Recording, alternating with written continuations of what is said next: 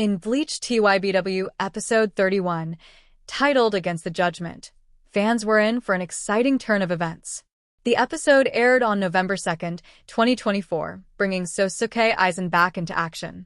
In this episode, Aizen showcased his immense power by performing Kurohitsugi, the Hado 90 spell, without any incantation. His power instantly overwhelmed the swarm of dark creatures pouring from the Soul King's palace. This episode also saw the Quincies and Soul Reapers set aside their differences to fight a common enemy. The reason? Yhwach had betrayed the Quincies, pushing them to join forces with the Soul Reapers. In addition, the episode featured the return of a fan-favorite Espada, eager to see Ichigo Kurosaki once again. Aizen made a striking entrance into Tsuruyaidai, crushing the creatures with his spiritual pressure alone. Rukia Kachiki was shocked and unsure why Aizen was allowed back. But Shunsui Kairaku, the captain commander, revealed he was the one who temporarily lifted Aizen's sentence.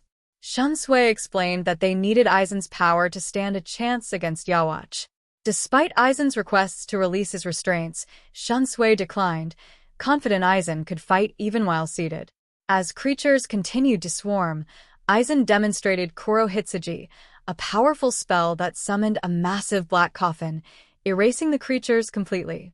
His display of strength shocked everyone, including Urahara, who noted how much Aizen's power had grown since his battle with Ichigo. Aizen sighed, wishing his spell had broken his restraints. But when Soifin prepared to break the canopy overhead, Aizen told her it was unnecessary, as Kurohitsugi's gravity had weakened it.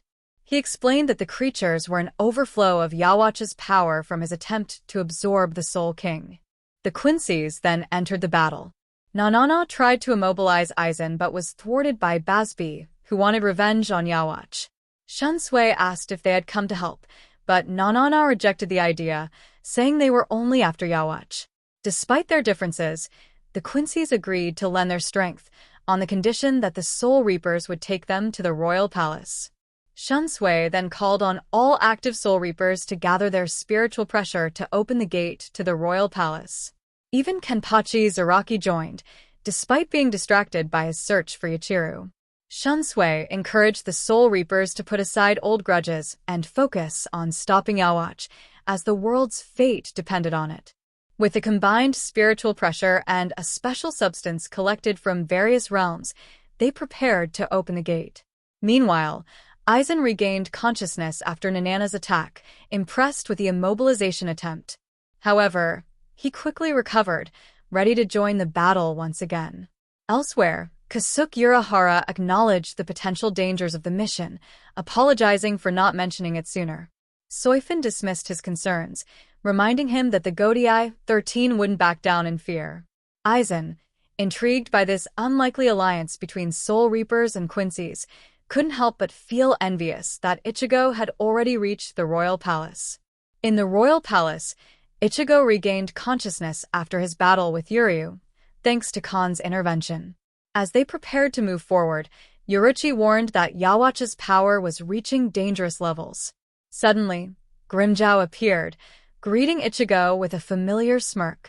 The episode concluded with Yhwach absorbing the Soul King's power, setting the stage for his plans to create a new empire. In summary, episode 31 was packed with action and reunions, bringing Aizen, Quincies, and Soul Reapers together in an epic battle against Yhwach.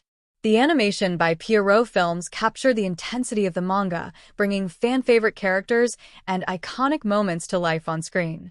This episode set the stage for an epic showdown as allies and enemies joined forces, preparing to face their greatest threat.